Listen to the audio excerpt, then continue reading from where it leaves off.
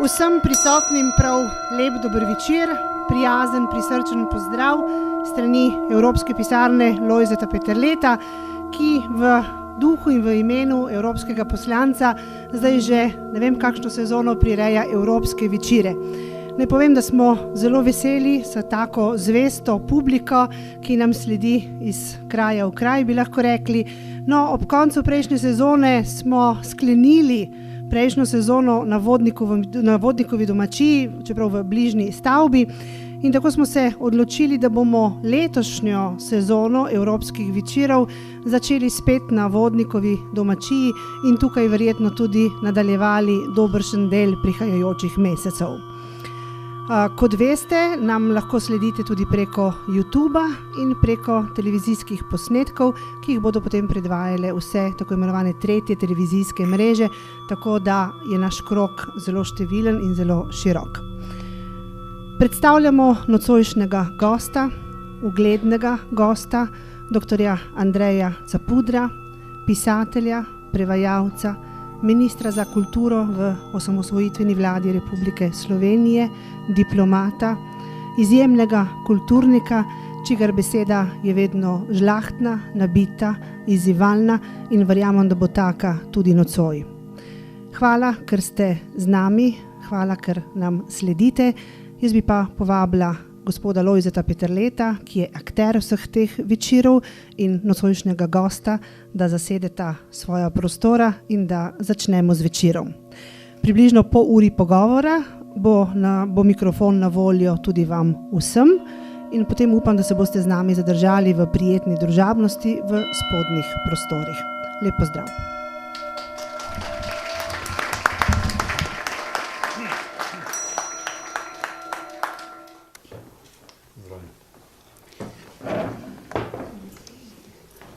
Dober večer, dragi in spoštovani gost, dragi prijatelji, gospe in gospodje. Jaz že dolgo časa nisem imel kakšne posebne treme. Danes priznam, da jo imam in to upravičeno, četudi sem se z Andrejem dopoldne že srečal. Ravno v zagib temu, o čemer vam govorim.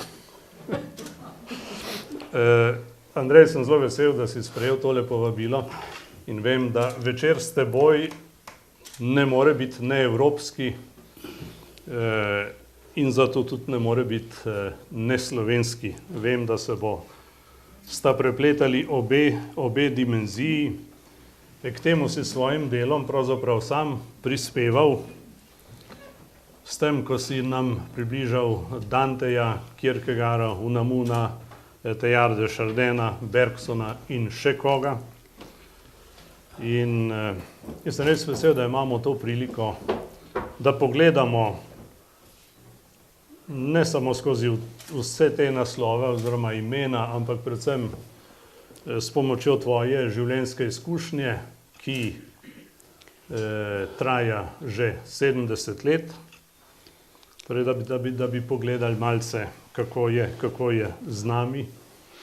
In jaz se spominjam, ko sem nekoč bral Bič in vrtavko,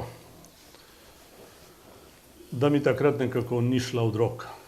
To je bil prvenc, roman Andreja Capudra, ki je takrat močno vznemiril takratne oblastnike, tako da se je zgodila cenzura. Ne samo cenzura, ampak cenzura. In je šele kasneje izšel roman v neokrnjeni obliki. In takrat sem se nekako s težavo prebijal skozi roman. Včeraj sem ga pa na poti iz Moskve do Ljubljane ponovno prebral. Ja, je treba iti v Moskvo. Prav. No, in ta pripomba je na mestu, ne? Ker vmes v tem času od mojega prvega do drugega branja se je zgodilo veliko Moskve, veliko tele domače Moskve, predvsem pa mislim, da se ne da take knjige prebrati na dušek. In včeraj sem bral nekatere stavke po dvakrat. Mislim, da jo lahko bereš še potem, ko imaš nekaj za sabo. Andrej bi rekel verjetno potem, ko malce zakrvaviš. Ne. On ima ta izraz večkrat v svojih romanih in tudi o ranah, ki je veliko govora, in o ranjenosti bo danes gotovo tudi tekla beseda. Kdor je tamle na poti sem gor pogledal malce na levo, je videl naslove Bič in vrtavko tudi v nemški različici, Mali cvet, Rapsodijo 20, Iskanje drugega, Reka pozabe, Pariški dnevnik, Deklici, Mozaik svobode, Slovenija brez meja, nekaj posebnega bi rekel, nismo razstavili celovških zvonov tretjega dne in marsičesa drugega, kjer se je pojavila beseda oziroma misel Andreja Capulja. Francozi bi temu rekli šapo, v Sloveniji pa bi lahko temu rekli klobuk dol. In jaz sem vesel, da smo danes tukaj v tej družbi in jaz iz tistega kupa nisem vzel nič drugega kot tole, kar pomeni Dante, božanska komedija, tržaška izdaja, 1 od 4.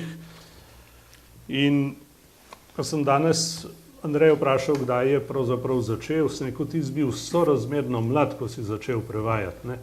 Ker pred 30 letih je Danteja že prevedel. Ne? In jaz sem se spomnil mojih takratnih relativno mladih let, ne?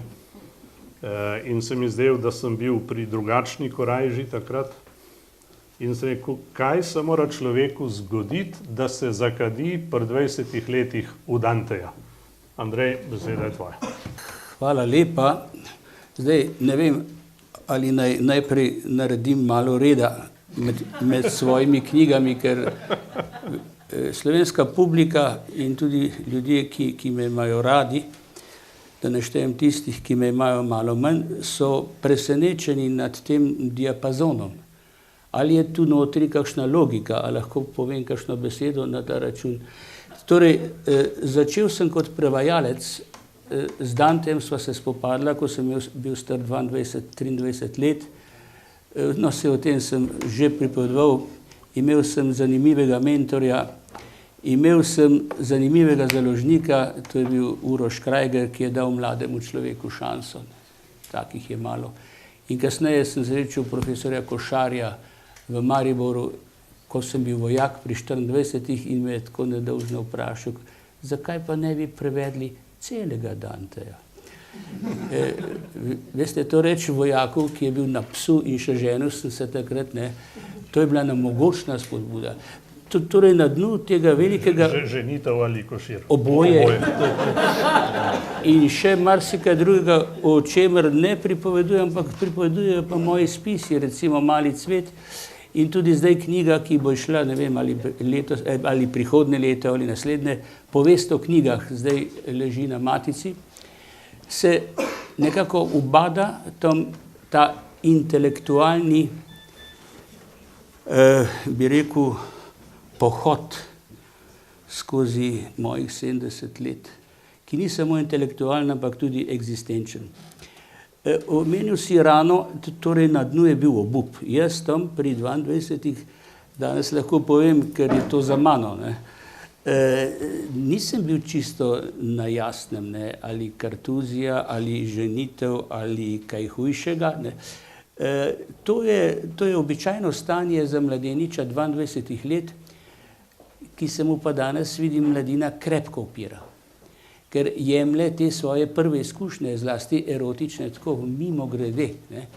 Mi smo pa rasli v drugi dobi, ko nas je to bolj zadelo in občutljivega mladeniča in iz katoliške hiše je to dvakrat bolj zadelo.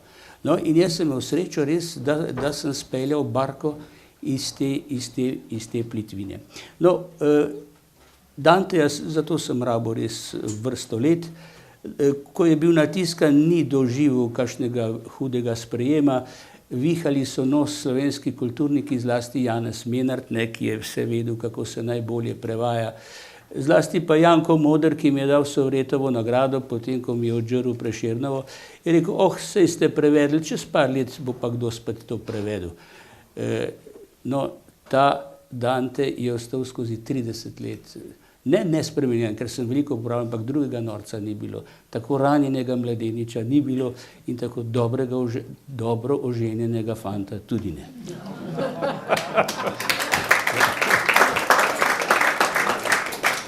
Torej razumem, da poslej ni bilo v hiši več kakšnega hudega obupa. Ja, to greš, obup si bil že ti, ne? Ampak tu moram preskočiti na leto 90, ne? Takrat se ne vem, a bova šla takoj na politiko. Tudi še tja, ampak... No, pol te bom citiral. Torej, začel sem kot prevajalec, ko sem končal pri 30-ih, sem pa začutil eno potrebo po lastni izpovedi. No, in nastal je Bič in vrtavka, short story, ne, taka kratka zgodba, navdihnjena v Provansi, kjer sem srečal zanimive ljudi, ampak podložena z lastno, bi rekel, erotično in intelektualno izkušnjo. Potem so sledile še Mali cvet, ki je, jaz bi ga črtal iz svojih del, ampak sem slišal kar dobra mnenja in zdaj vidim po tolikih letih, da je to patetičen roman. Zdaj znova poslušam veliko Čajkovskega in vidim, da je to patos, ne. Patos mora biti v mladem človeku in v pisatelju sploh, ne. Ljudje, ki ne pišejo brez patosa, jim manjka nekaj strun, po moje. No, to je ta, potem je pa sledilo še prevajalsko obdobje, ker sem moral služiti za ljubi kruh. Sem se znašel s 3 otroki v kletnem enosobnem stanovanju in je bilo treba ven. In takrat sem prevajal veliko Petrarka, Kamojinša, to je bil zadaj vedno urednik Kondorja, Uroš Krajger, ne. Kadar me je srečal na ulici, se je postavil pred me, da nisem mogel mimo in me vprašal, kaj pa Kamojinš? In seveda 10-krat me je srečal in potem sem to naredil za njegovo antologijo. No, potem so se bližala pa 80. leta, doktoriral sem, to iz francoskega nadrealizma, to je bila precejšnja veriga in precejšen obup, ker nisem imel dobrohotnih mentorjev, ne. Če ne bi skočil zagrebški profesor Matvejevič, ki je slovel kot tak reševalec politično zavoženih duš, ne, on je stopil v mojo komisijo, ne vem, kako bi šla stvar skozi. No, ko sem srečno doktoriral, sem pa začel misliti na en velik tekst. To so bila 80. leta in v zraku je bilo že, bi rekel, odpiranje Jugoslavije in predvsem v zraku je bil že tisti malce pogled nazaj, ta naš oskrunjeni spomin na tisto, kar se je zgodilo leto 1945. No, in sem začel z enim tekstom, Rapsodija 20, ki me je potem sledila druga knjiga, Iskanje drugega. Tam v Iskanju drugega, ki je bil pisan leta 88-89, tik pred demokracijo, je pa že noter domobranski pasus, kot temu rečem, skratka, povest 2 bratov z obeh strani. To je bilo takrat nezaslišano. Če ne bi bilo demokracije, ta tekst ne bi nikdar izšel. Tako se je pa zgodilo potem leto 90 in je to išlo. No in temu sem kasneje dodal še 3. del Reka pozabe. No, toliko glede mojega romanopisja. Vmes so išli moji eseji, si imenoval te imenitne avtorje. Res sem imel krasno družbo v teh 20 letih. To so bili veliki filozofi, eksistencialni, Unamuno, Pascal, Kierkegaard, Ernesto Sabato, argentinski pisatelj, ki sem mu prevedel knjigo Grobovi in junaki. So išli ti eseji, vmes še nekaj, no, potem po demokraciji je pa sledila tale 2 knjigi, oziroma politična knjiga Mozaik svobode, kjer sem zbral nekaj svojih najbolj takih izpostavljenih govorov, ne. To je bil govor na Prešernovi proslavi leta 1991, ki se ga morda še spominjate, ne. Takrat je Andrej Capuder stal spredaj, ne, in vzad cela dvorana in prva vrsta gor celotni partijski vrh z Vido Tomšič in drugimi, ne, in so slišali besede, ki jih niso še slišali v življenju. Citiral sem Unamuna, ki je zabrusil generalu tam frankističnemu, je rekel, zmagali ste, prepričali pa niste. Kajti za prepričanje vam manjka tisto, moralna moč, moralni prav, kar se pa tiče zmage, pa premorete več moči, kot ste jo sposobni. No, skratka, to je bilo takrat kar, bi rekel, bil sem še mlad pa neumen, no. danes ne vem, če bi se upal tako obnašati, ker je bil tudi riziko, ne, ker so mi grozili. No, drugi tak govor, ki si ga že danes omenil, no, in tu se bom ustavil, je pa znameniti Ora et labora v Stični. No, potem je sledila še tale knjiga o Sloveniji. Potem, ko sem se vrnil na to sem odšel v diplomacijo, ko sem se vrnil iz Pariza, sem napisal študijo, monografijo o Bergsonu, to je ta drugi veliki filozof. In lahko, da je bilo še kaj, pa se je spodaj vse razstavljeno. Sem kar v zadregi, veste, in to upravičeno. Jaz sem vesel, da si ti v zadregi, jaz sem pa vesel, da je dvorana premehna. Čemor bi rekel v kakšnem drugem jeziku, Capuder ima publiko. Zdajle bi pa kako bi rekel, eno lažje vprašanje vmes postavil, predno prideva tudi do Ora et labora. Zdaj si tudi sam naštel kar precej imen iz, bi rekel, romanskega sveta, ti si študiral te jezike, književnost iz njih prevajal, služil kot diplomat v dveh takih državah, v Franciji in v Italiji, služil tam slovenski državi in mene zanima, kako ti danes vidiš odnos Slovencev do romanske komponente evropske kulture. Jaz sem sam tudi v političnih krogih slišal recimo strani nekdanjega italijanskega zunanjega ministra Andreate in rekel, sej vi se itak usmerjate proti severu, bolj vas zanimajo Nemci. Jaz sem pol nekaj zgodovinskih dejstev povedal, med njimi tudi tega, koliko stoletij in kje je potekala meja med Oglejsko in Salzburško cerkvijo, namreč po reki Dravi, ne, ki je malo više kot reka Sava. Ampak, Andrej, me zanima, kako vidiš ti ta odnos? Ja, jaz sem bil zelo večkrat na okopih, ne, sem moral braniti slovenstvo. No, v Parizu mi je zalučal vse je znan en pisun, en pisatelj, Gisbert. Je rekel tam nekje enkrat, če prvo razumem, je vaša ambasada na avstrijskem veleposlaništvu. Nekaj sem mu nazaj. No, pa to je bila ena taka buta, da ne omenjam, kako sem sprovociral Mitterranda, ki nas je pošiljal nazaj v Jugoslavijo. Skratka, teh napadov na slovenstvo ali pa v Rimu, ne, ko me je ena Bosanka iz ambasade vprašala, no, vi Slovenci, ki se tako vlečete iz hlač, koliko Nobelovih nagrajencev pa imate? To je polna dvorana bila. Jaz rekel, veste, po pravici povedan, nimamo nikogar, ampak imamo pa toliko kandidatov. Pa je bila kar tiho.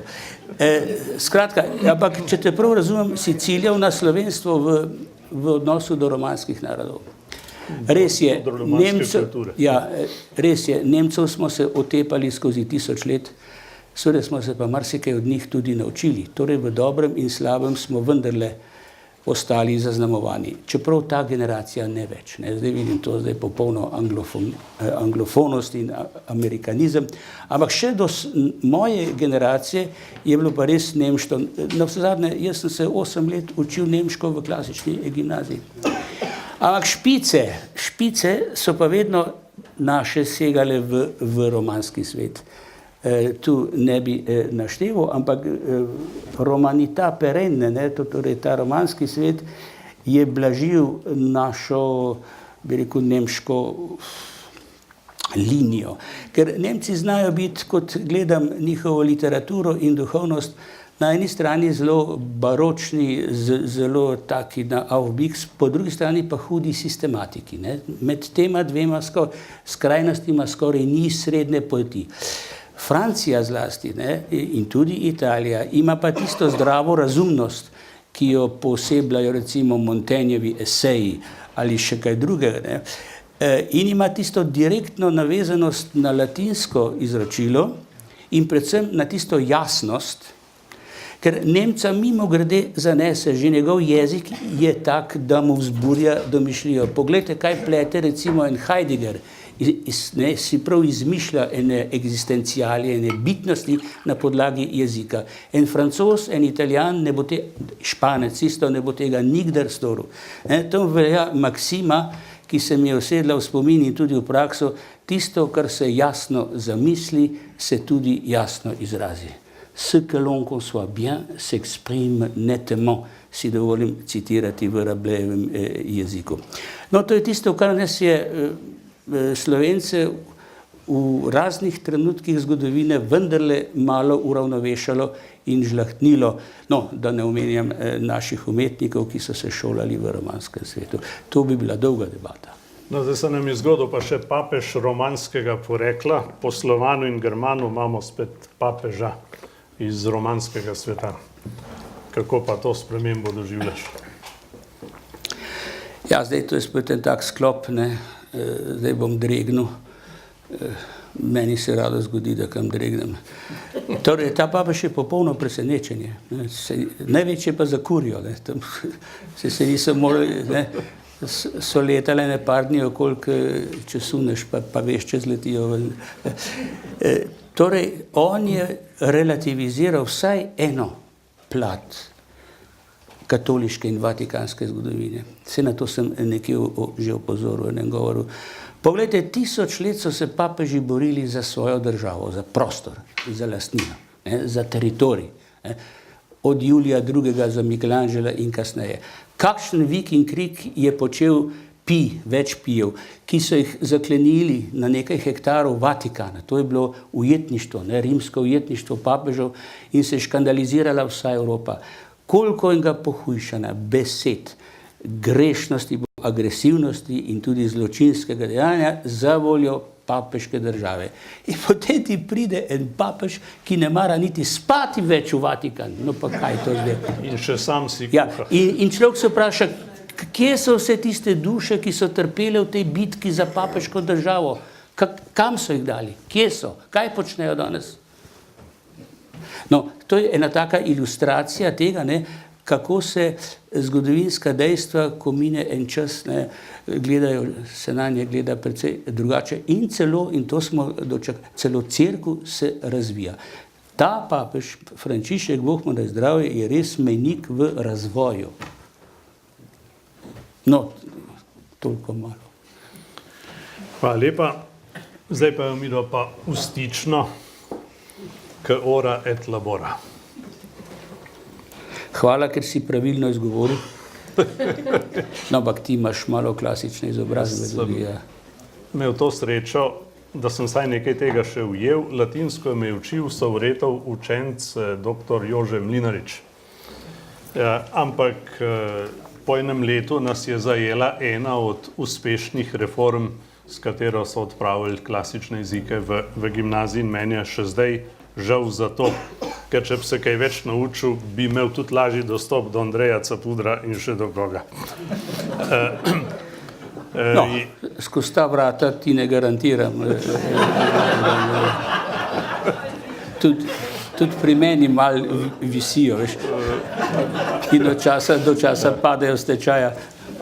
Jaz htele ora et labora bi rekel, danes bolj malo molimo, pa tudi če dalje manj delamo, oziroma delaj, če dalje manj.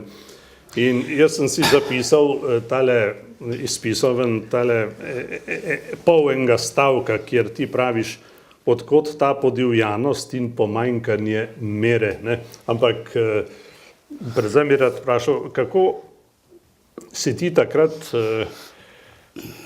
razumel ta neverjeten odpor, tudi znotraj takovanega demosa, ne, zlasti v takratni Slovenski demokratični zvezi je bila neka linija, ki kasneje je začela tudi oznanjati novi klerikalizem oziroma strašiti Slovence pred njim, ne, je bil nek neverjeten odpor. Ne, jaz mislim, da zaradi ene besede, ki se reče oltar, in so tem besedam ministra za kulturo v Stični pripisali kar projekt rekatolizacije. Ne? Ja, huda ambicija, res. Skratka, me zanima, kako si ti to razložil, da v tem našem demokratičnem preskoku in ob tem projektu, ki smo ga delali skupaj, rekel udarc, tako rekoč, iz lastnih vrst. Moram reči, da se je ta kasneje ponovil na drugačen način oziroma na drugem področju s podobnimi besedami. Ampak pojdimo k... No, vzrok je bil čisto formalen. Mene so povabili v Stično. za eno obletnico, ne, kot minister, in jaz sem moral imeti tam govor, nisem vedel, da bo televizija zraven, ne. In sem to naslovil v skladu z najlepšo meniško tradicijo, ne, to je benediktinsko geslo Ora et Labora. Ne smete pozabiti, da sem jaz napol, nekdo me je označil, da imam napol meniško dušo in ni tako zgrešil, da imam brata v Pleterjih, verjetno veste. Skratka, to mi je privrelo krven. Torej, reakcija je bila pa popolnoma nesorazmerna. Popolnoma nesorazmerna. Ne vem, koga sem bolj užalil, ali tiste, ki slabo molijo, ali tiste, ki slabo delajo, ali ki nič ne molijo in nič ne delajo in delajo nekaj tretjega. Ampak vsi ti so stopili skupaj kot ena fronta in udarili po ministru za kulturo. Nisem imel niti časa, veste, da bi razložil, tako kot bi danes, ko so mirni časi in to geslo že ponavljajo, ne, da gre tu za sklad za binom notranjega in zunanjega človeka. Da je tisti ora ni nujno, da žebraš tako kot tale Exodus na televiziji, ampak da je to meditacija tudi, da je tišina, da je tu zbranost, ne, to je to pot k sebi. Da je pa labora, pa ta zunanji aspekt človeka, da so to dela, da je to vera in da so to dela. To so najstarejši proporci, bi rekel, sorazmerja evropske kulture, ki so se pa zbrale v tem zelo klenem izreku latinskem Ora et Labora. Da sem pa naletel na najhujše nasprotovanje med našimi zavezniki, mi je pa hitro postalo jasno, ne. Moj zakleti sovražnik Šeligov, za katerega še danes ne vem, s čim sem ga užalil, in podobni, in srečal sem Bučarja, profesora Bučarja na cesti, sem rekel: France, a si ti tudi hud name? Je rekel. Sem rekel: ja, zakaj pa? Veš, v partizanih smo rekli, zvabil si nas, dobil si nas na čistino. Kanede. Skratka, to je bil največji greh, klerikalizacija. Veste, in to ni bila tako nedolžna stvar. Jaz sem kasneje izvedel, ne, Pučnika so zaradi tega prijemali v Avstriji njegovi socialdemokratski prijatelji. Poslušaj, kaj se pa dogaja v vašem demosu, vi greste pa čisto na klerikalne pozicije. Seveda, ker so brali naše časopise, ne. Nihče ni razmišljal o celotni problematiki. In tudi to je bil eden od razlogov, da se je, kot sam dobro veš, nekoč Pučnik vrnil z nekega zborovanja v Avstriji in je potem glasoval za razpust demosa. Skratka, jaz sem bil tu nehote, ne da bi hotel, sem res bil en kazalec, ki je prevagal, ki je dregnil to smer, in še danes se sprašujem, ali je bilo to potrebno ali ne. Jaz mislim, da bi se naša druščina slej ko prej razbila, govorim o demosu, ne. In je manjkal sam še en No, zanimivo je, da ena iskrica. No, in to je. Naj omenim sam še to, da so bili vrli menihi sami tako zgroženi, ne, nad mojo izjavo, da me niso nikdar več povabili. In da je bilo, 2 leti kasneje je bila 850-letnica Stiške Opatije, ne, mene niti slučajno ni nihče povabil. Pol vidite, kako sem zadev v živo. Ni govoril Ciril Zlobesel. Ne vem. No, skratka. To je tako. Ja, od tu naprej se odpira veliko zanimivih vprašanj. Namreč tisto, kar sem prej citiral, bi bilo vredno rabe v vseh teh 20 letih. Ne. Mene, torej ta napad nate takrat je bil zelo poveden ali celo, bi rekli, znanivski na nek način. Relevanten. Ja, to je krasna tujka. Je vtiril oziroma izrazil nek odnos, ki se pravzaprav še ni končal. Ne. In od tu še to bi rekel, ne, da 2 ministra sta bila deležna v tistem prvem letu najmočnejšega napada. Jaz vam dal sebe malo v oklepaj, ker jaz sem bil itak, oziroma zmaga krščanskih demokratov je bila mimo plana. Ne. Je šla mimo ideje centralno planirane demokracije. in mi smo takrat presenetljivo zmagali in zato tudi pač nekatere pozicije prevzeli. Ne. Najbolj sta bila od ministrov tepena Andrej Capuder kot prvi, ta drugi je bil pa Peter Wenzel. Ne. Eden v kulturi, eden v šolstvu, ki seveda ni daleč od kulture. Ne. In Petru Wencelu so podirali hišo, če tako rečem, tako rekoč tik pred osamosvojitvijo. Ne, takrat ni bila nobena stvar tukaj sveta na tej strani, da je ne bi podirali, vključno z napadom na generalnega državnega tožilca Drobniča, proti kateremu so se tudi iz vlade nekateri podpisali 2 dni pred osamosvojitvijo. Skratka, tako enotno, bom tudi to podpovedal, ni bilo. Ne. In mene zanima zdaj, kako ti gledaš na to tako dolgo polarizacijo, ali pa če bi spet rekel, to pomanjkanje mere. Bil si član ekipe, ki je speljala projekt.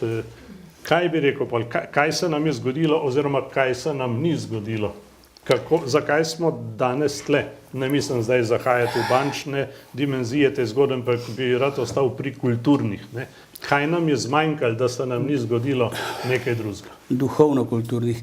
Ja, zdaj sem malo v zadregi, ker to je pa en naboj, ki ga hranim za 9. november, ko bo zbor krščanske demokracije v Vranskem. Tam mislim razjeziti občinstvo. Zdaj pa ne vem, če bi vas tule že danes v to upeljal. Kot se ti zdi? No, Ja, dejansko zgodila se je nova ločitev duhov ali recidive stare ločitve duhov. O tem ni nobenega dvoma. Kdo je temu kriv, kdo je za to kriv, bom rekel lepo po slovensko, o tem bi se dalo razpravljati. Ne. Torej, to, da so stare sile znova zaslutile svoj trenutek, temu se ni čuditi. Veste, če je nekdo vladal 50 let, težko gre z položaja. Stari Grki so rekli, da 6 mesecev vladanja izpridi najboljšega človeka, 6 mesecev, to tu je bilo pa 40 let. Ne.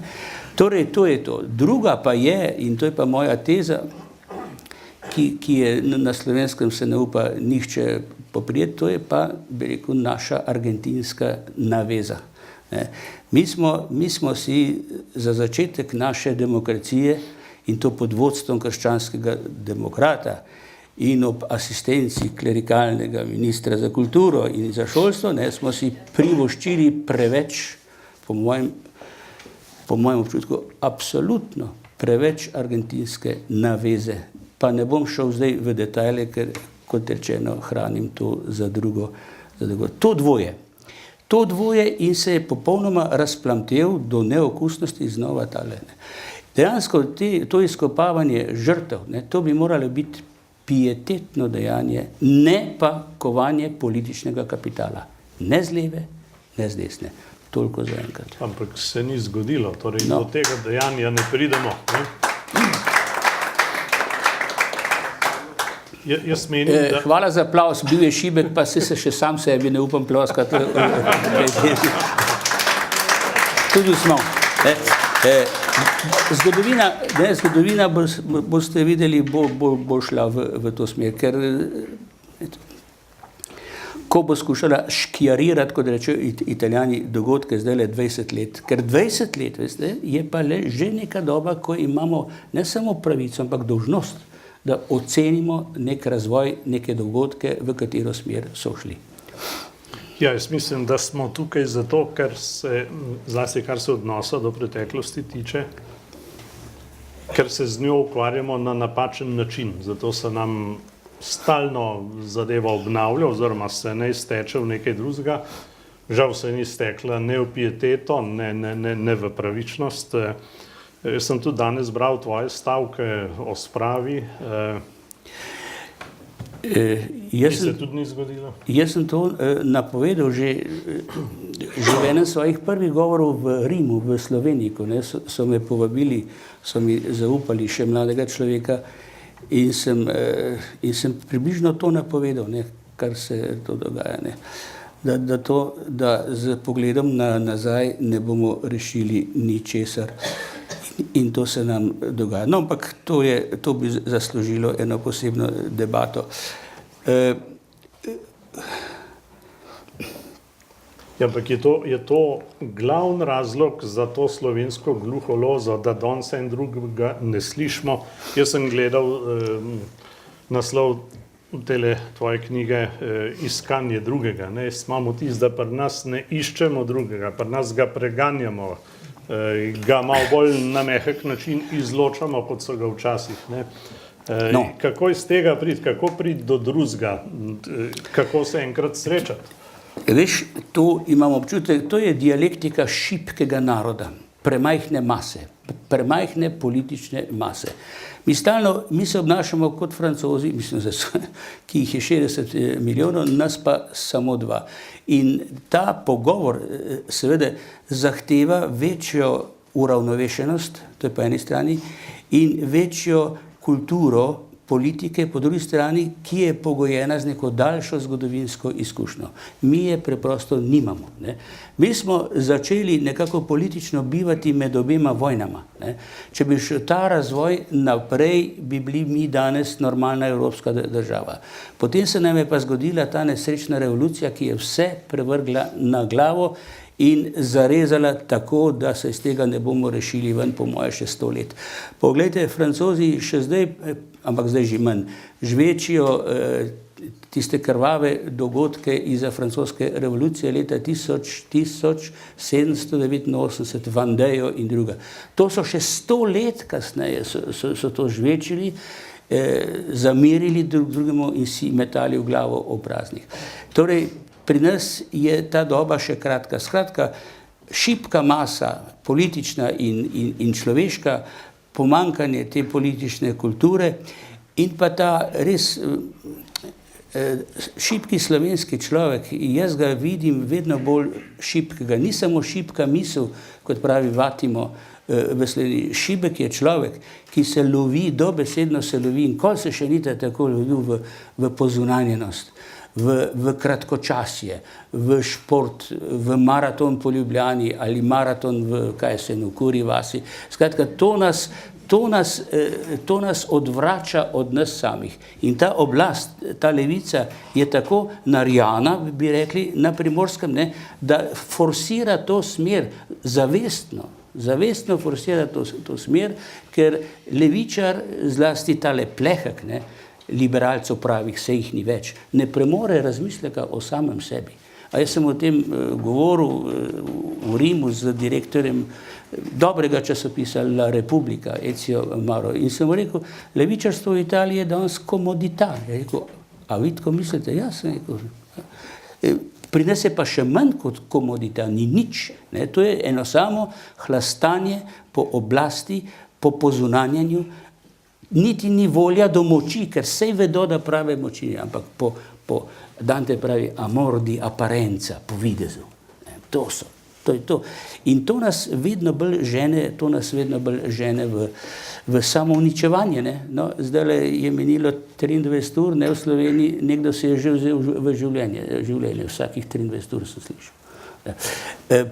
Pa to so vsaj hrabri, bom rekel, ki si vzamejo življenje. Večina pa bluzi, lep izraz. Ta narod bluzi. Mingade, to nima zdaj zveze s prejšnjim delom debate.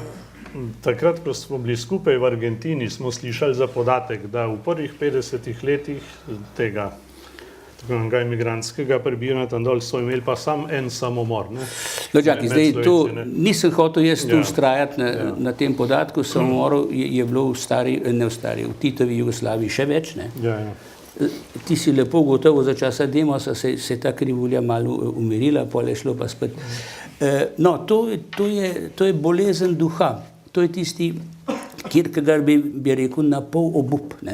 Na pol obup, ki išče lažjih rešitev, poceni rešitev, množičnih rešitev. Slovenci nismo posamezniki. Prav iz Kierkegaarda bom potegnil to primerjavo za Dansko v tistem času. 1 milijon kristjanov je rekel, kakor eden. Če pa še en posameznik, sta pa 2. Si me prehitil, ker naslednje moje vprašanje je bilo, takole piše, Kierkegaard nam lahko pomaga ranjeni danec.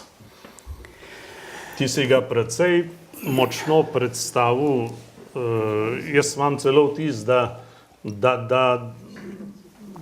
ti je med temi filozofi najbližji, če tako rečem. Absolutno. Pisan mi je bil na kožo kot mladeniču, ne? V tistih ne samo nerodnih letih, ampak v kritičnih, usodnih letih, ne, sem naletel na njegovo razpravo o obupu ali bolezen na smrt. No? In tisto mi je dalo videti, da je obup samo prehodno stanje. Da pa moraš iti skozi. Tisti, ki ni šel skozi obup, se ni kalil in kakšno je jeklo, ki se ne kali, takole ga narediš. Ne? No, skratka, ta dialektika me je takrat zelo zadela in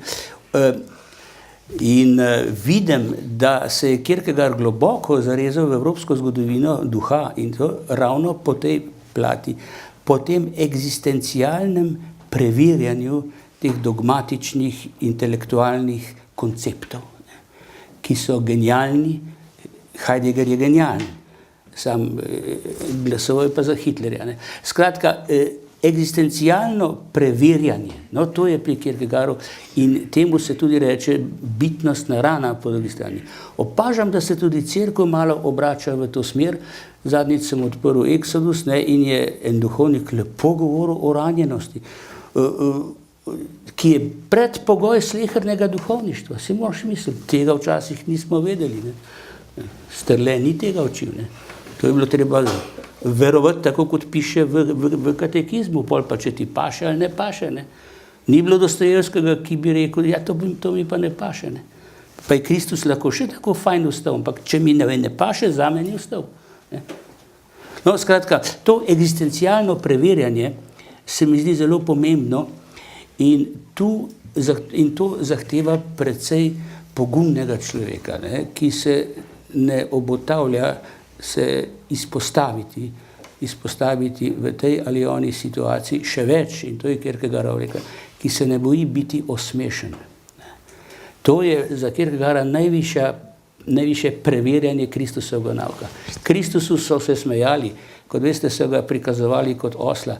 V prvih stoletjih so ga slikali kot osla na križu. Ne. Kdo se upa iti skozi to danes? Ne? No, nekaj tega sem jaz občutil tam pri Ora et Labora, pa mi ni bilo prijetno. Ne? Sladkor mi je zrasel, pa lase sem dolgo bele.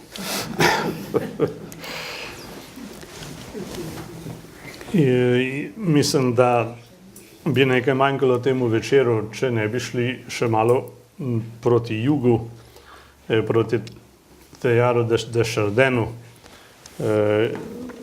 Zdaj, si ti prevedel Božje okolje, ali sta ga z Majdo? Kako je bilo z Božjim okoljem? To nisem no, Majda mi je gledala čez ramo, kdaj bom končal, ker je bilo še toliko drugih zadev, ki jih nisi smel kot eksistencialni filozof opustiti v življenju. No, to sem... Čakaj, zakaj si rekel jug? No, Pariz je malo južneje od Danske, zato sem rekel, ne zato. Torej, Teilhard de Chardin, veste, to je posebno poglavje. To je bil jezuit, ki ni smel, ne, to je muka, ni smel objaviti za svojega življenja ničesar, ker je stal Pij 12. vzadej in jezuitski red. Tako da mi je Truhler osebno rekel, ki je bil tudi jezuit, veste, rekel, po mojem mnenju bi moral Teilhard izstopiti. Sem rekel, zakaj pa? Zato, da bi svet prej spoznal njegovo misel.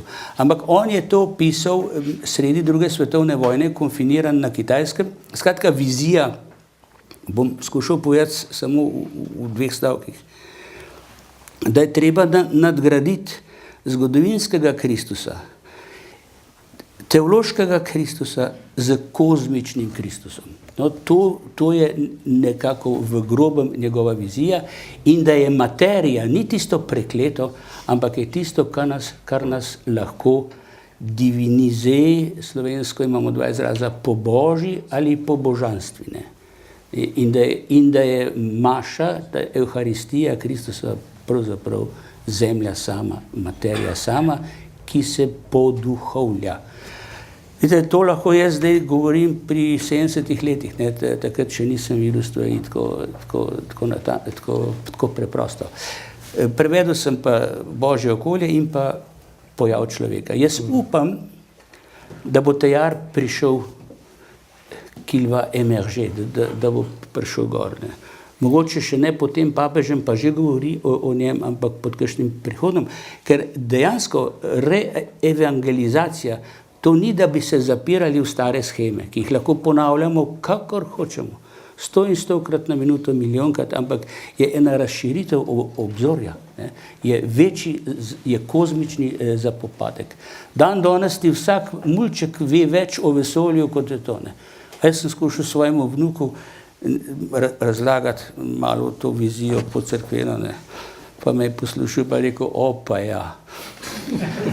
In to je odgovor celotne mlade generacije na cerkveni nauk. Sej so kakšni bolj pridni fantje, ki se naučijo to na pamet in povedo, kot je lepo in prav, ampak srcem in predvsem z umom, pa niso zraven. In če bomo mi to spustili, pa srce že dobiš, veste, se za to poskrbijo ženske, ampak uma pa ti ne dobiš v igro, ne? Če ga ne gojiš. Ne? Se to je ena najstarejših debat v cerkvi od Avguština gor, ne? Vloga uma v veri. Da, tu bi šli pa lahko na zanimive teme. Mene zanima, če bi dodal še kaj na temo tega, kar je tejar rekel, vesolje se preobraža na način osebe. Ja, no, to je eden njegovih sintetičnih stavkov, ki zahteva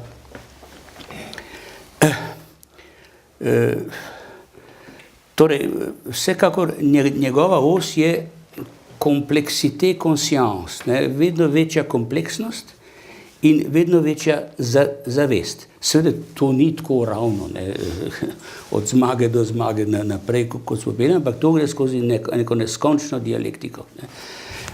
Bolj kompleksno, bolj zavestno. In pa seveda bolj poenoteno. Ne. Tu tejar ne izpusti nobenega delca materije, ki ne bi sodeloval v tej visoki solidarnosti, ki jo vidi on vendarle v znamenju krsta. Pravi, epopeja človeštva in epopeja vesoljnega razvoja vendarle poteka v znamenju križa. No, ti si citiral to. Jaz sem si zapomnil pa en drug stavek, katerem smo, o biti.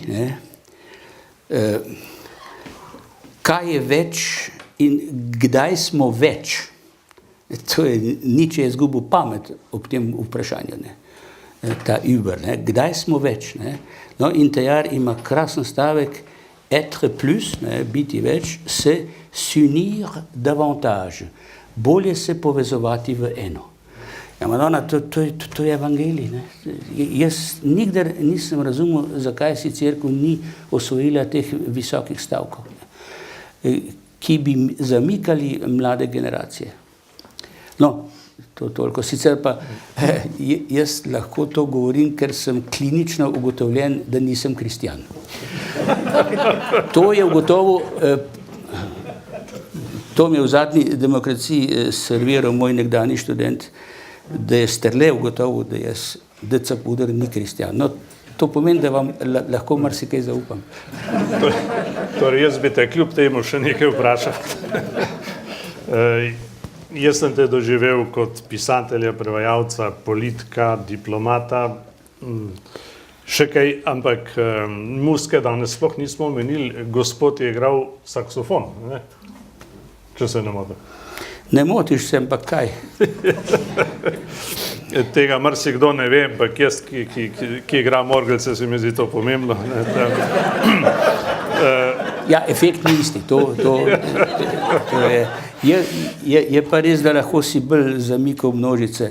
V enem sonetu imam napisano v rimskih sonetih, en saksofon na campo dei fiori mi vrže doli celo teorijo. In še naprej to. No, ampak ti si že sam omenil mlado. Muzika je krasna relativizacija, jazz, ne? To je dejansko malo vračanja v tisto nulo, ne? Ki smo jo potrebni, ne? Ker smo tako napeti. Na začetek. Ja, na začetek. No, to je ena velikih, bi rekel, iznajdb ameriške civilizacije, ki so jo dobili od črncev. No, pa pustiva Jaz sem našteval vse te tvoje naslove, ampak meni je žal, da te nisem poslušal kot profesorja. Ker tisti, ki so to doživeli, pravijo, da je bilo izredno zanimivo, tako da z tega vidika marsikdo obžaluje, da tega ne počneš več oziroma počneš na drug način, ampak po vsem tem, kar smo govorili in ti srečuješ vendar tudi mlade ljudi, ne samo v družinskem krogu, po vsem tem, kar zdaj veš in si izkusil, kaj je, to je zelo tako standardno vprašanje, pa vendar ne znam drugače vprašati, kaj je tvoje sporočilo mlademu človeku? Ja, no, prvo je, da kljub cinizmu in štosom in dovtipom ga moraš jemati zares. Preko njega pikaš samega sebe. On ni ta čas skozi.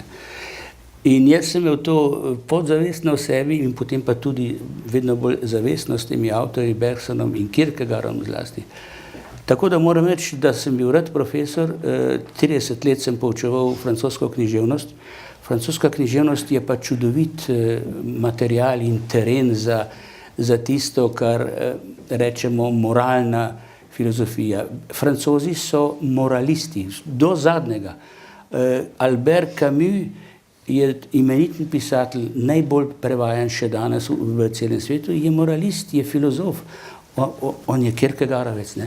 In pravi, da edino pravo filozofsko vprašanje je problem samomora. To je zelo dobro uganil tisto dialektiko, tisto vrtavko, nihanje iz upa v obup, iz obupa v novo upanje in novo zakrknjenost ali pa novo milost, ne, če se ti posreči. Skratka, Francozi imajo to noto raziskovanje jaza že od nekdaj. Recimo Montaigne, esej, ne, pravi, jaz sem predmet moje knjige, moi je suis la matière de mon livre, da ne govorim o Pascalu, velikem Pascalu. No, vsa ta poglavja sem jaz zelo doživljal in sem se pri njih vežbal sam. To je bila edukacija, ne samo za moje študente, ampak tudi za profesorja. Tako da sem včasih doživel prav trenutke v nebovzetja v seminarju, ko sem čutil, da se pogovarjam sam s sabo. Preko študenta, ki je razložil svojo tezo, pa se to in jaz sem skozi skakal v besedo, vse to so mi malo učitali, ampak sem skušal dobiti ven en nauk, eno lekcijo, ki bi bila veljavna. To smo počeli tam na vrhu 6. nadstropju filozofske fakultete, sonce je pripekalo, dekleta so v glavnem hodila, pa tudi drugi. No, in tisto so bila res najlepša leta. In zaradi tega mi je bilo kar malo žal, da sem pustil fakulteto, sem si pa sam izkopal grob s tem, da sem objavil skripta. In če sem objavil skripta, ni bilo nobenega več napredavanja.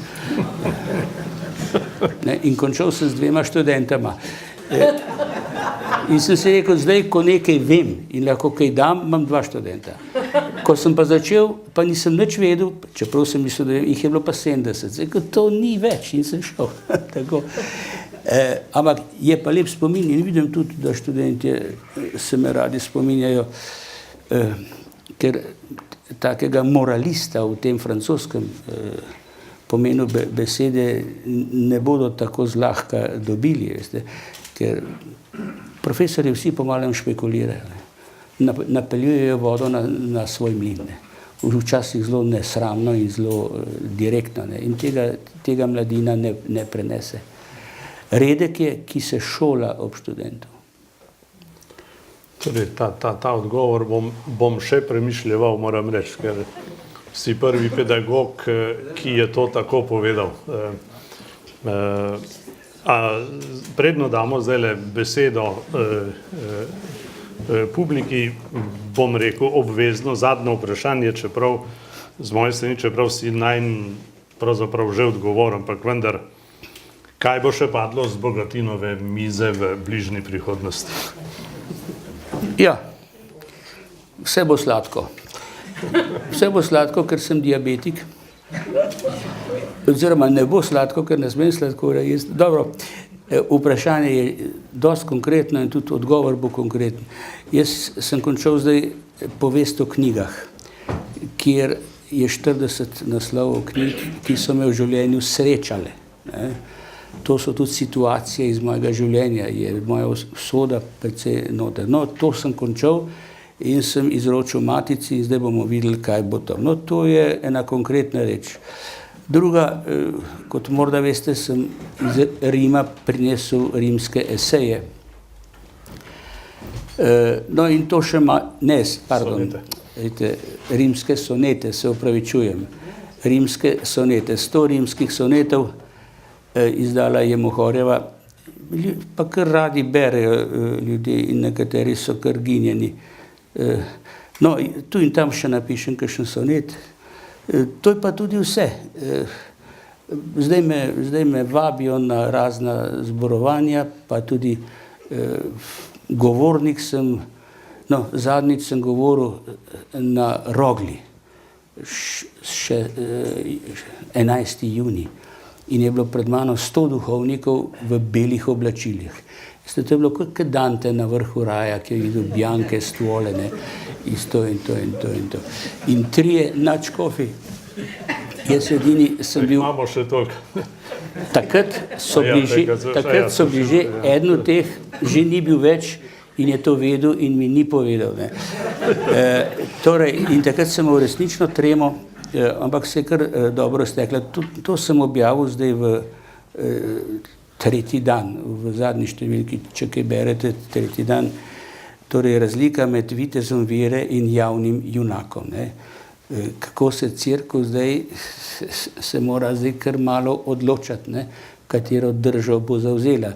Legitimni sta obe, ne, ampak z neko distinkcijo. No, to, se pravim, včasih France Cvelbar me kaj razkuri za svoje katolike in tako.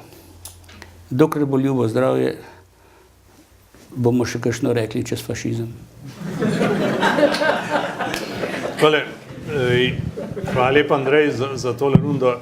Izvolite, imamo še ne 10 minut, če bi kdo želel kaj vprašati. Tamle vidim ženo roko, pa tukaj tudi. Ja. Jaz bi vas pa želela vprašati nekaj v zvezi s prevajanjem. Vsacega prosim, če se predstavi. Jana Ozimek. Danteve božanske komedije. Kako naj predstavimo šolniki mlademu človeku Danteja? Kakšen je bil njegovo duhovno obzorje? Kakšen kristjan je bil on? V bistvu tukaj smo v rahli zadregi, pa bi me zanimalo, kako prevajalec prodre v nekega avtorja, kako prodre v njegov duhovni svet, predno začne s svojim delom. No, to je duhovni svet, je pa tudi svet vrhunske umetnosti. Ne. Mene so začarale te tercine, ta ritem Prešernega verza in to. In temu sem ostal zvest pol vse življenje, kot vidite zdaj do zadnjega, ko se lotevam forme soneta. Ne. Skratka, v formi je ena velik naboj in velika milost. Ne. To, da je današnja doba tako zavrgla formo, obliko, ne. S tem se je odrekla nekemu idealu lepote, ne. In se je opredelila za inštalacijo. Seveda, Danteva, to je izraz iz umetnosti, ne. Beneški bienale je poln teh inštalacij. Danteva božanska komedija je tudi inštalacija. Ne. Sam je izpeljana z enim velikim znanjem, filozofskim, in pa hkrati z enim zelo trpečim doživljanjem svoje dobe, svojega časa. Ne. Dante je bil izgnan iz Firence, je bil heretik in je, skratka, vse to je notri. Zdaj, kako boste to mlademu človeku približali? Zelo težko. Jaz osebno se ne bi upal. Ja, kakšne epizode, ne? Epizode, dobro, tisti poljub Frančeska in Pavlo v redu. Pa bi šel pa na to, ne, kako je metel papeže v peku, ne, tu bo pa vsak mlad človek dvignil ušesa, ne. S kardinali, to so bili za en drobiž, se ni ukvarjal dosti, ne. Skratka, ta kritika, kritična nota, Dante je bil velik sodnik, ne. Sodil je svojo dobo, je bil priča, pa tudi žrtev te dobe, tako da kar nekdo je rekel, iz njegove domišljije se cedi kri, tako da je imel etično upravičenost. No, ampak zadnjič sem srečal eno zanimivo primerjavo. No, Kierkegaard ima 3 stopnje, bi rekel, človeškega zapopadka in tudi obnašanja. Najprej je estetska, ne, dosti neposredna, potem je etična, ne, to je ta moralni aspekt, in potem religiozna. Ne. No, in to nekako ustreza vsem 3 kraljestvom Danteve božanske komedije. Ne. Pekut je čuten, ne, se zato ga ne raje berejo. Komunisti so brali samo Peku, ne, so že vedeli zakaj. Potem drugo so vice, ne, to je poboljšanje, je očiščevanje, in potem je raj, ki je pa teologija in mišljenje. Tja bi šel Heidegger. Heidegger je rekel na stara leta, misliti me še veseli. Velika izjava. No, tako malo to pa ti čutni momenti in potem recimo, no, o tem bom zdaj nekaj govoril o svobodi, ne. Kakšen vernik svobode je bil Dante. La libertà va cercando, pravi za enega svojih junakov, išče svobodo. Dajte to mlademu človeku tole danes malo takole osvetliti, ne, kaj pomeni svoboda v Sloveniji leta 2013, pa bojo hitro zagrabili. Ne. No, potem so še drugi, pa recimo mit Odiseja, iskalca, ki hoče preseči samega sebe, to je Ibermenš, ne, ki ni zadovoljen na koncu, ko je našel spet dom na Itaki in Penelopo zvesto. Ne. Mu je postalo dolg čas in je šel v novo avanturo in se ni vrnil več živ nazaj. Če boste to mlademu človeku z malo domišljije, pa ga boste dobili. Seveda, drugo je potem, da kaj prebere. Tu pa jaz mislim, da je ni žalbe. Hvala. Tamle sem videl roko. Izvolite. Pišem se Miloš Komac, sem ateist. In mene zanima, kaj vi mislite, kemik po izobrazbi, kaj vi mislite pod pojmom nič?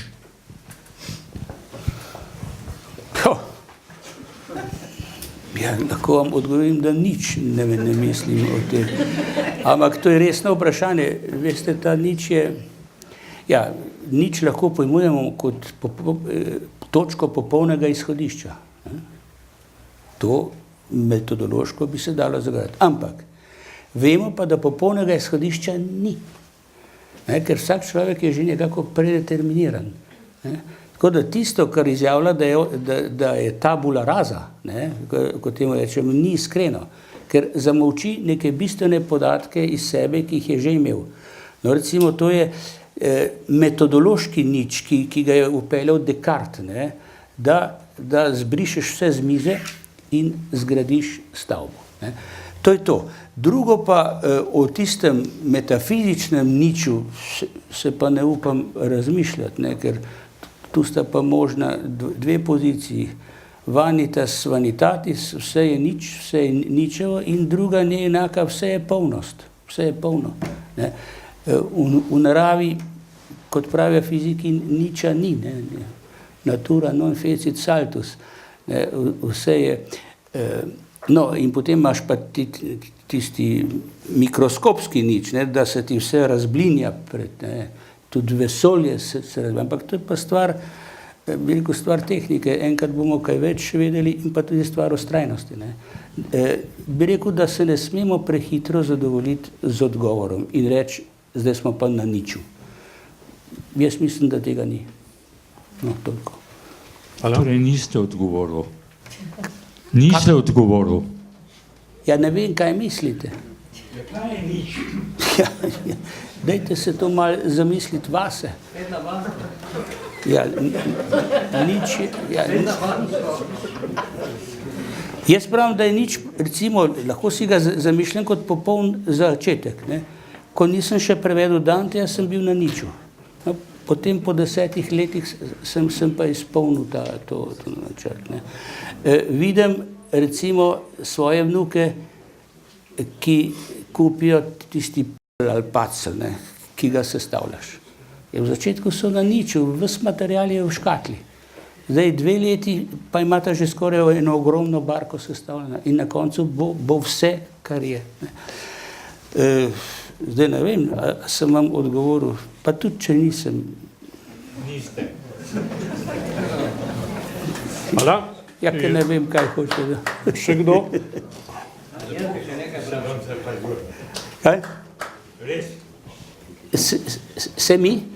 Zahvaljuje se, gospod, je rekel. No, to je že nekaj, to ni nič. Evo.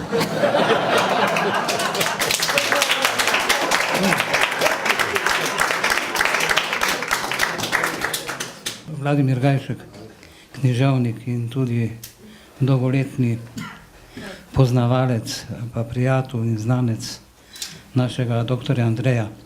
Jaz bi postavil vprašanje v zvezi s papežem Frančiškom, ki je rekel o cerkvi, da je ranjena in da moramo to ranjenost cerkve upoštevati in zdraviti, da pa cerkev ni gnila. Namreč v tem je ta razlika, ali je rana ali je gniloba. Ker rano lahko, mislim, ko sem bral še nekaj. Vprašanje je odlično. Ja, in še nekaj. Bral sem tudi, kar si pisal v Demokraciji o tej naši, bom rekel, obglavljeni cerkvi in si povedal tudi o tem argentinskem, bi rekel, načinu obravnavanja, kako sta bila oba naša nadškofa in metropolita odslovljena. In tukaj se globoko strinjam s tabo, ker mislim, da si v cerkvi tudi ne smemo glede na naše dostojanstvenike lagati. Vzmimo doktorja Antona Stresa, jaz poznam že tudi dolgo, sva prijateljevala in me je zelo prizadelo osebno, ko je bil odstavljen, ali pa Marjana Turnška, tudi to še povem, sem vprašal prijatelj Marjan, sem rekel, še vedno ti tako ljubiš Devico Marijo, Mater Božjo. Ja, in mi je rekel, ja seveda, se mi je ime Marjan, ne? Ni mi dal kakšnih teoloških razlogov. In mislim, da zdaj živimo cerkveno življenje zaradi pomanjkanja dogme ali pa dostojanstvenikov, dokaj, bi rekel, težko življenje. Nihče nam ne daje teh moralnih ali pa verskih, ljubeznivih pogojev življenja. Kaj misliš o teh dveh vprašanjih, prosim? No, najprej te moram popraviti. V tej kolumni nisem ciljal Argentine, ampak določeno osebo. To je prva korekcija. Druga, glede tega, da ugotavljajo ranjenost v cerkvi, to je zelo dobra intuicija, to je prenos osebe v občestvo. Ker občestvo ne more biti ranjeno. Ranjena je samo lahko oseba. Občestvo je lahko okrnjeno, ampak beseda rana velja za osebo in v psihološkem življenju pa še posebej. Tako da se mi zdi, da tukaj malce zmaguje Kierkegaardova doktrina, ne, o obupu, ne, kot to. In meni se zdi to izredno produktivno. Če se bomo zavedali, da gre današnja cerkev na Slovenskem skozi eno stopnjo obupa, enega najtežjih, kar smo jih preživeli v zadnjih letih, bo to dobro. Zato, ker se bomo na tem zamislili in bomo iskali en avtentičen odgovor in se bomo morda drugače vedli v prihodnosti. Toliko. A se strinjate, da bi bil to lahko zelo lep sklep tega večera?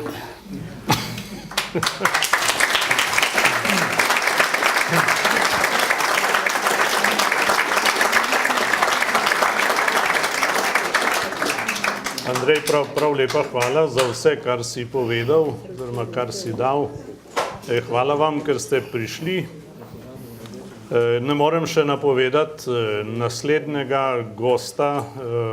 Imamo kar še nekaj imen, ampak zdaj se bo tale mandat začel počasi iztekati, ampak nekaj večerov bomo še pripravili. in vprašanj ne bo zmanjkalo. Hvala lepa. Hvala, ja.